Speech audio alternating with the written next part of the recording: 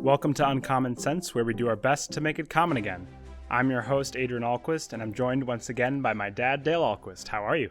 I am great. I'm the better for your asking, Adrian. Cool. Are you thankful for being here? I'm thankful for being here. How providential. Because we are coming up on Thanksgiving, which should be tomorrow when this is released, and we thought we'd talk about that, or talk about Thanksgiving. A very Chestertonian celebration, even though it's American.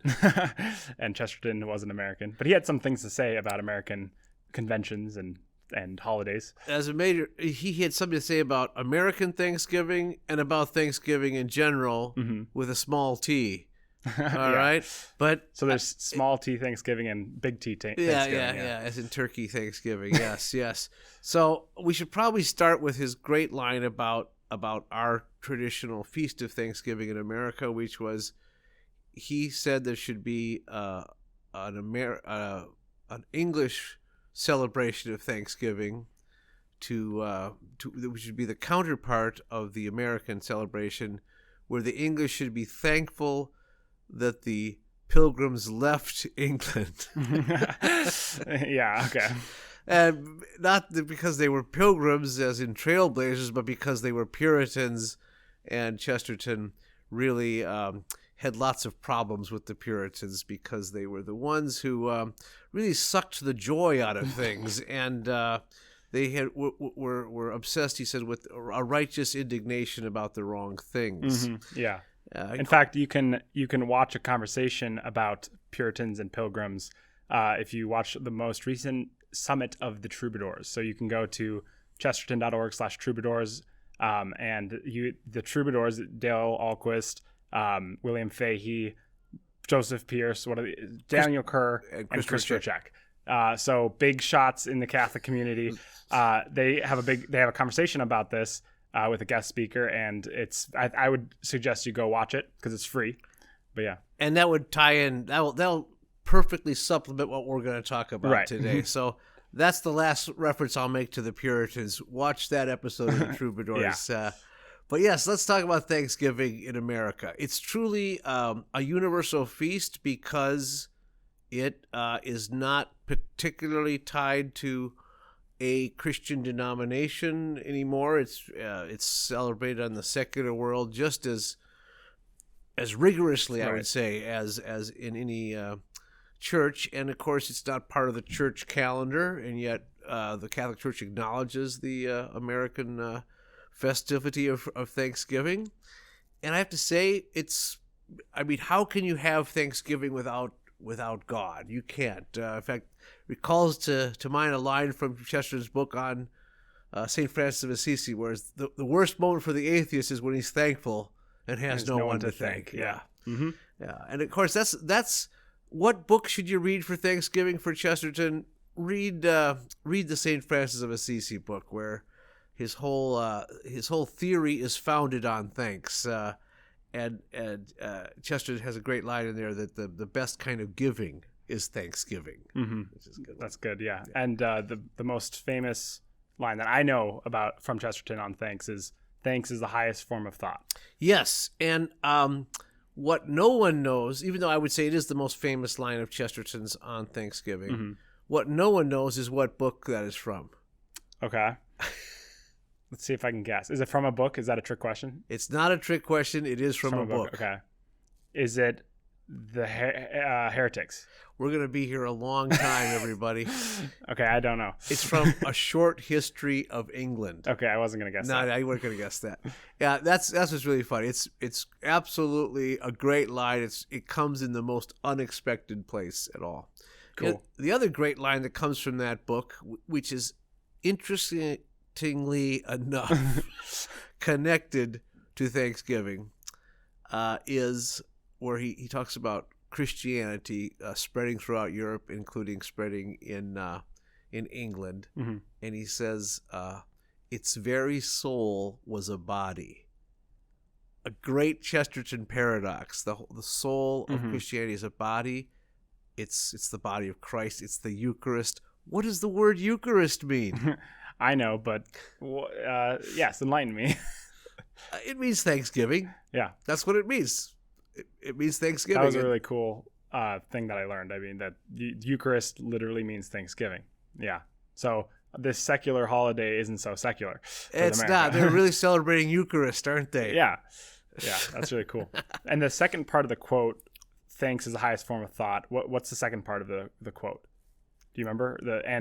And something is doubled by... Yeah. Happiness is doubled by wonder. Yeah, yes, that's yes. what it is. Okay.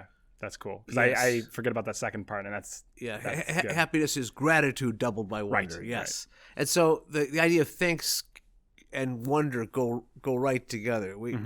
And Chesterton is always connecting those two, thanks and wonder. His life is filled with wonder. He's always teaching us to have this view of wonder. He says the world will never starve for want of wonders, but only for want of wonder. Mm-hmm. He said we should always endeavor to wonder at the permanent thing and not at the mere exception. We should be startled by the sun, not by the eclipse, and we should wonder less at the earthquake and wonder more at the earth. Oh, cool. Yeah. Mm-hmm. That's a cool quote. And so when you've been to some of our celebrations with our family at Thanksgiving, haven't you, Adrian? I think so. Yeah. What's one of the things we do when we're sitting around the table? We start probably by praying. I remember that. Yeah. And then we feast. Yeah. We go around the table and everybody has to say, that's yeah. Right. Yes, I remember. Was there. All right. Yeah, we go around the table and each person says what they're thankful for that year or in general. Yeah. Mm-hmm. And that's just a great exercise. Yeah, it is. It's something we should always do, but we particularly do it on Thanksgiving. And Chesterton, makes that point to always be thankful. And that's why thanks is the highest form of thought. But if we're always led by thankfulness, that will improve our entire lives. And what's one of the other great lines from the Mass? We do well always and everywhere to give you thanks. Mm-hmm. That is the most Chestertonian line in the Mass, I think. Yeah, that's true. We do well always and everywhere to give you thanks. Mm-hmm. So, cool. So now let's say you're sitting around the dinner table this Thanksgiving with your family, hopefully. And you want to sound intellectual and you want to edify the group, and let's say they're not Chesterton fanatics. What else can you show them or tell them? What are the great Chesterton line will help them along? You can just bring this up as you're bringing that turkey leg to your mouth. You could say, Chesterton wrote an essay once called "The Advantages of Having One Leg." And he wrote it when he had a sprained foot, and so he was hobbling around on one leg. And the great line for that essay is, "The way to love anything is to realize it might be lost." So once again, giving us a great appreciation for the things we have. Mm-hmm.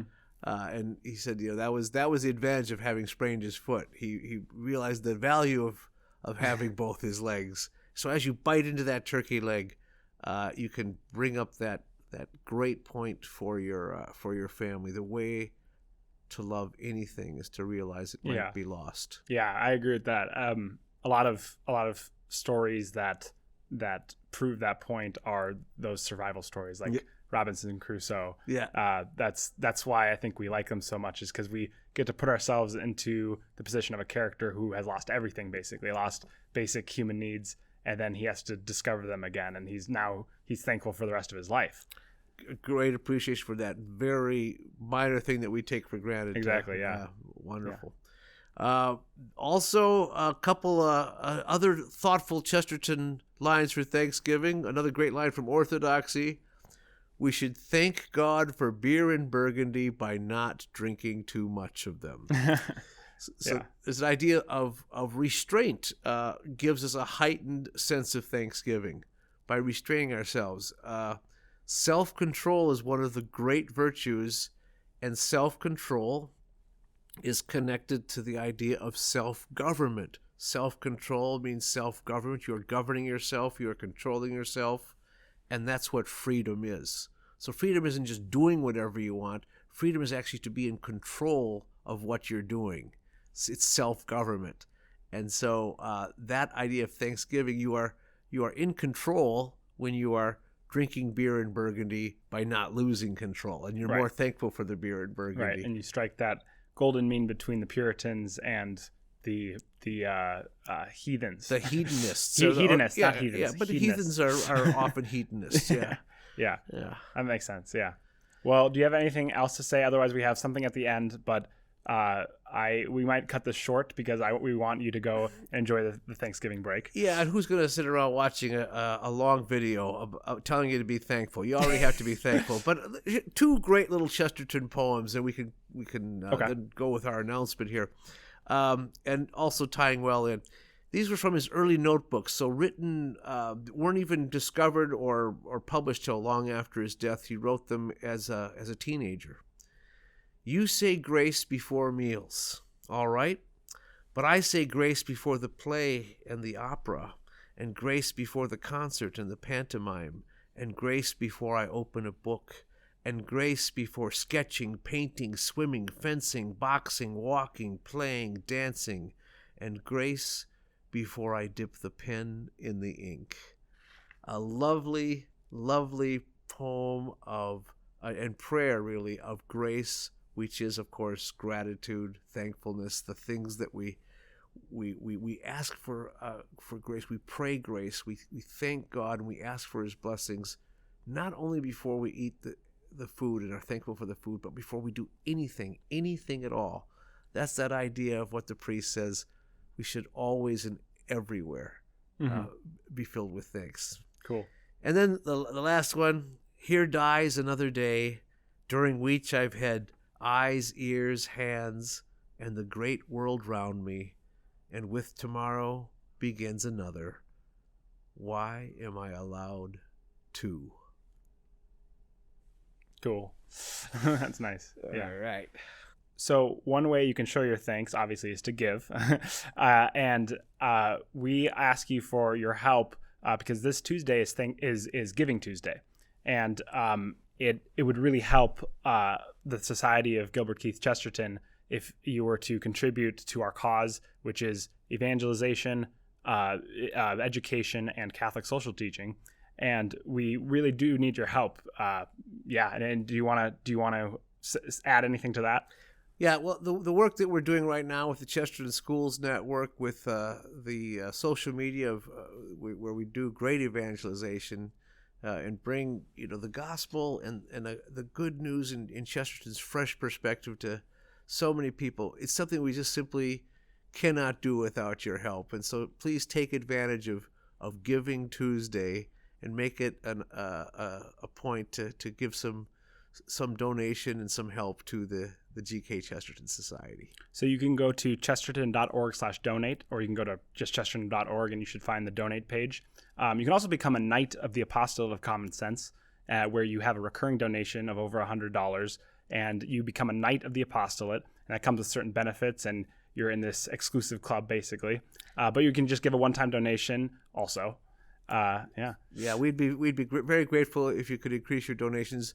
The Knights is a wonderful way to do it, and it gives you your elite in the sense that elite fighting status. You're helping us go to battle with all the things that are helping destroy our society right now. We're trying to restore those things. Right. But thank you for watching. Thank you for any help they can give us. And until next time, help us to make uncommon sense more common.